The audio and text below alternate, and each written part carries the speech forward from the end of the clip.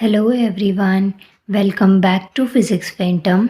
मैं आपको class tenth chapter जो है आपका क्लास टेंथ का चैप्टर है लाइट रिफ्लेक्शन एंड रिफ्रैक्शन। इसके कुछ क्वेश्चंस आज मैं आपको करवाऊंगी। फर्स्ट क्वेश्चन देखिए, क्वेश्चन क्या कहता है, laws of reflection that holds true for. जो लॉज ऑफ रिफ्लेक्शन है ना वो किसके लिए ठीक रहता है, मतलब स्टेटमेंट वो किसके लिए ट्रू है। तो जितने भी हमारे रिफ्लेक्टिंग सर्फेसेस होते हैं जिनमें जो लाइट है वो क्या कर सकती है, रिफ्लेक्ट कर सकती है, उन सब के लिए जो लॉज ऑफ रिफ्लेक्शन है वो क्या होता है, ट्रू होता है।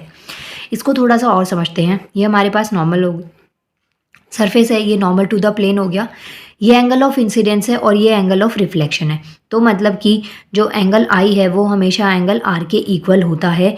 अब यहाँ पे जो एक मीडियम है ना, ये हमारा वन मीडियम हो गया और ये हमारा सेकंड मीडियम है।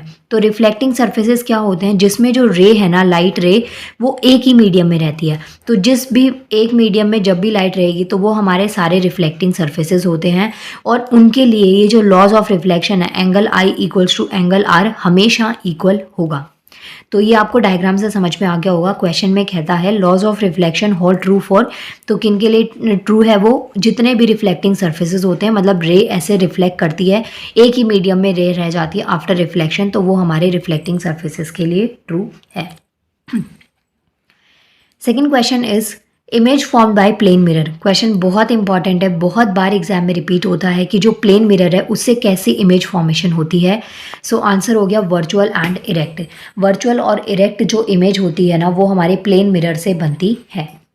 Question number 3 is radius of curvature of a mirror is 20 centimetre, the focal length is. देखिए, एक मिरर की आपको रेडियस ऑफ कर्वेचर मतलब कि आर आपको दे रखी है कितनी, 20 सेंटीमीटर। आपको फोकल लेंथ को कैलकुलेट करना है। अगर आपको इसका रिलेशन याद हो, फोकल लेंथ का, फोकल लेंथ और रेडियस का याद हो, तो F is equal to r by 2 होता है। F stands for focal length, R for radius of curvature. इतना समझ में आया। तो यहाँ पे क्वेश्चन क्या कहता है कि रेडियस ऑफ कर्वेचर तो आपको मिरर की दे रखी है, मतलब कि ये R आपको दे रखा है 20 सेंटीमीटर और फोकल लेंथ आपको बतानी है। तो F कैलकुलेट करना है। R की जगह आपने लिखा 20 divided by 2, answer is 10 centimetre. I hope आपको ये क्वेश्चन अच्छा लगा होगा। अगर क्वेश्चन अच्छा लगा और समझ में आया तो प्लीज़ वीडियो को लाइक कर दीजिएगा। Next question number, light with a wavelength of. यहाँ पे एक लाइट की जो वेवलेंथ है ना वो दे रखी है आपको 6000 armstrongs until and it has frequency. देखिए यूनिट, सॉरी अंटिल पढ़ा मैंने इसको यूनिट। आपको एक लाइट की जो वेवलेंथ है वो दे रखी है, तो आपसे पूछा गया है कि इसकी फ्रीक्वेंसी क्या होगी।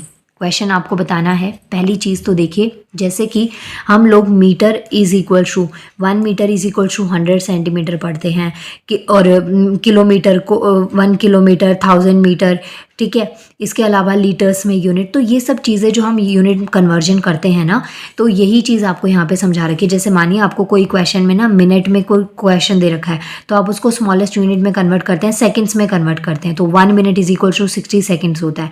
तो ऐसे ही सॉरी, तो ऐसे ही जो आर्मस्ट्रॉन्ग है ना इसको आपको कन्वर्ट करना है। तो जो लैम्डा है, लैम्डा जो होता है वो हमेशा किसको डिनोट करता है, वेवलेंथ को। ये चीज़ आप ध्यान रखेंगे। तो wavelength is equal to 6000 armstrong दे रखी है। जो ये आर्मस्ट्रॉन्ग है इसकी यूनिट होती है 10 टू पावर माइनस 10। तो 6000 इंटू 10 टू पावर माइनस 10, ये हो गया फर्स्ट। वी आपको जो फ्रीक्वेंसी है वो आपको कैलकुलेट करनी है। इसके अलावा स्पीड ऑफ लाइट होती है 3 इंटू 10 टू पावर 8 मीटर पर सेकेंड, ये आपको याद रखना है। फॉर्मूला आपने पुट करा, v is equal to c upon में lambda. v frequency, c for speed of light, lambda मतलब वेवलेंथ। वैल्यूज आपने जहाँ जहाँ पे स्पीड ऑफ लाइट की जगह स्पीड ऑफ लाइट पुट करी और जो वेवलेंथ है उसकी जगह वेवलेंथ पुट करी और उसके बाद में आपका आंसर आ गया। देखिए, अगर आपको ये सॉल्व करना नहीं आता तो ये मैं आपको बता देती हूँ कि ये यहाँ पे डिवाइड में हो रहा है, तो डिवाइड का मतलब ये चीज़ किस में जाएगी, माइनस के अंदर जाएगी। मतलब कि 10 टू पावर 8 माइनस 10, इस तरीके से आपके पास में क्वेश्चन में आ जाएगी। और जो जीरोज़ है उनसे कट होने के बाद में आपके पास में 14 हर्ट्स, क्योंकि आपको क्या कैलकुलेट करना है, फ्रीक्वेंसी, और फ्रीक्वेंसी की जो यूनिट होती है वो होती है हर्ट्स। तो आंसर किस में आएगा, आपका HZ में। इतना आपको समझ में आ गया होगा। इसके बाद में next question number 5 is angle of reflection is equal to the angle of incidence. Question पूछ रहा है, स्टेटमेंट है angle of reflection angle of incidence के क्या हमेशा इक्वल होता है? तो यस, अगर क्वेश्चन आपका यस नो में आए तो आप लिखेंगे यस, और पूछा जाए कि कब इक्वल होता है तो ऑलवेज इक्वल होता है, क्योंकि ये हमारा लॉज ऑफ रिफ्लेक्शन है। लॉज ऑफ रिफ्लेक्शन मैंने स्टार्टिंग में भी पढ़ाया था, अभी दोबारा बता देती हूँ।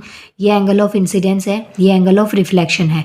आई हमेशा इक्वल होगा एंगल आर के, i angle equals to angle r. हमेशा याद रखना कि जो आई है हमेशा इक्वल होता है आर के। तो यही आपको स्टेटमेंट में दे रखा है कि जो एंगल ऑफ रिफ्लेक्शन है वो हमेशा इक्वल होती है एंगल ऑफ इंसिडेंस के, तो ऑलवेज आपका आंसर होगा। आप चाहें तो इससे भी याद रख सकते हैं, ये हमारा लॉज ऑफ रिफ्लेक्शन है। नेक्स्ट क्वेश्चन आता है, speed of light in air is. जो स्पीड ऑफ लाइट होती है एयर में, स्पीड ऑफ लाइट क्या है? 3 × 10⁸ मीटर पर सेकेंड। इसी क्वेश्चन में जो स्पीड ऑफ लाइट है ना वो 2 बार पूछी जा चुकी है, तो आपको याद हो जानी चाहिए। यहाँ पे डायरेक्ट क्वेश्चन में पूछा गया है, ऊपर वाले क्वेश्चन में आपसे न्यूमेरिकल के फॉर्म में पूछी गई थी स्पीड ऑफ लाइट। तो आपको याद होनी चाहिए कि जो स्पीड ऑफ लाइट होती है एयर में वो होती है 3 × 10⁸ मीटर पर second. Next question is, focal length of the plane mirror is. जो फोकल लेंथ होती है प्लेन मिरर की वो क्या है? एट इन्फिनिटी होती है। इसके अलावा प्लेन मिरर के अलावा हमारे पास 2 और मिरर्स हम पढ़ते हैं जिनको हम स्फेरिकल मिरर्स में काउंट करते हैं। स्फेरिकल मिरर्स में 2 मिरर्स आते हैं, एक होता है कॉन्केव मिरर और एक होता है हमारा कॉन्वेक्स मिरर। ऐसे ही लेंस में भी हमारे पास concave lens and convex lens होता है, बट ये क्वेश्चन नहीं है। क्वेश्चन आपसे मिरर का पूछा गया है, तो 3 टाइप्स ऑफ मिरर आपको याद रखने, एक होता है प्लेन मिरर, एक होता है स्फेरिकल मिरर। स्फेरिकल को 2 पार्ट्स में बांटा गया है, कॉन्केव और कॉन्वेक्स मिरर में।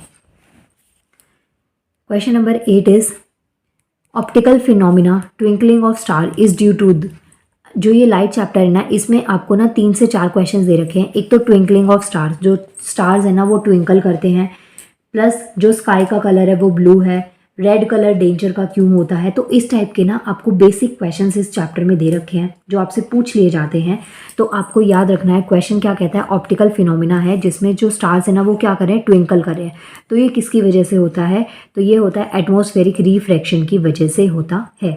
एक चीज़ याद रखिएगा, यहाँ पे मैं आपको समझा देती हूँ।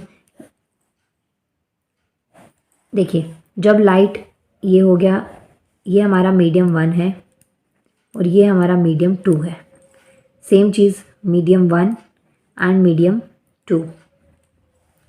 जब लाइट यहाँ से इंसिडेंस करके यहाँ पे वापस जाती है तो इसका मतलब ये इंसिडेंस हो रहा है यहाँ पे, इससे इसमें गई है लाइट।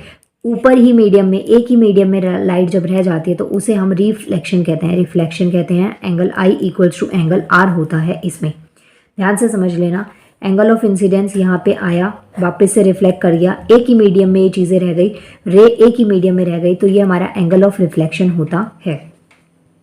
सेकंड केस क्या है, ये लाइट आई और ये थोड़ा सा झुक के नेक्स्ट मीडियम में चली गई, मतलब कि जो रे है ना वो 2 मीडियम से पास हुई है, मीडियम 1 और मीडियम 2। तो जब ऐसा होता है तो वो होता है हमारे पास रिफ्रैक्शन। ये याद रखना है। जैसे आप ग्लास में पानी लिया आपने हाफ ग्लास और उसमें पेंसिल को डिप करा, पेंसिल थोड़ी ऊपर उठी हुई दिखी, आपका हाथ बाल्टी में रखते हैं, हाथ थोड़ा ऊपर उठा हुआ दिखाई दिया, तो वो सारे एग्जाम्पल आपके रिफ्रैक्शन के होते हैं। मिरर में जब आप अपनी इमेज देखते हैं, अपने आप को सजते संवरते हैं मिरर में देख के, तो वो हमारा रिफ्लेक्शन का एग्जाम्पल है। क्वेश्चन है हमारा, ट्विंकलिंग ऑफ स्टार किसकी वजह से होता है? जो एटमॉस्फेरिक रिफ्रैक्शन की वजह से होता है। नेक्स्ट क्वेश्चन है, unit of power of lens. Question को ध्यान में रखिएगा। अगर आपसे पूछा जाता है ना यूनिट ऑफ पावर क्या होती है, पावर की यूनिट क्या होती है, तो पावर की यूनिट वॉट भी होती है और डायोप्टर भी होती है। लेकिन वॉट होती है इलेक्ट्रिसिटी की केस में, जहाँ पे बिजली लाइट इनसे रिलेटेड बात करी जाती है, और डायोप्टर होती है लेंस के केस में, जहाँ पे ऑप्टिकल आइज से रिलेटेड बात करी जाएगी। तो यहाँ पे पूछा गया है unit of power of lens. तो यूनिट कैसी होती है पावर ऑफ लेंस की? डायोप्टर होती है, जिसको डी से डिनोट करते हैं। लास्ट क्वेश्चन है, power of lens is -40D, what is the nature of lens. देखिए क्वेश्चन को ध्यान से समझिए। यहाँ पे क्या बोला गया है, जो पावर ऑफ लेंस है ना वो किस में दे रखी है आपको? नेगेटिव में दे रखी है, माइनस में, -4.0D डायोप्टर दे रखी है। तो नेचर पूछा गया लेंस का, सो आंसर हो गया आपका कॉन्केव लेंस। अगर पावर प्लस में होती तो लेंस होता हमारा कॉन्वेक्स लेंस। क्वेश्चन बहुत कॉम्प्लिकेटेड है, ये क्वेश्चन आ जाता है और आपका 1 मार्क बिल्कुल दाव पे लग जाएगा अगर आपने इसको ध्यान से नहीं समझा। जब आपको पावर लेंस की माइनस में दे रखी है तो कॉन्केव है, प्लस में दे रखी हो तो वो कॉन्वेक्स लेंस हो जाता है। सो माय डियर व्यूअर्स, ये कुछ क्वेश्चन है लाइट चैप्टर के। अगर आपको वीडियो अच्छी लगी है तो प्लीज़ वीडियो को लाइक करिएगा। इसके अलावा आप मुझे इंस्टाग्राम पे फॉलो कर सकते हैं, जिसका लिंक मैं डिस्क्रिप्शन में दे दूँगी। एंड मिलते हैं नेक्स्ट वीडियो में। Thank you so much.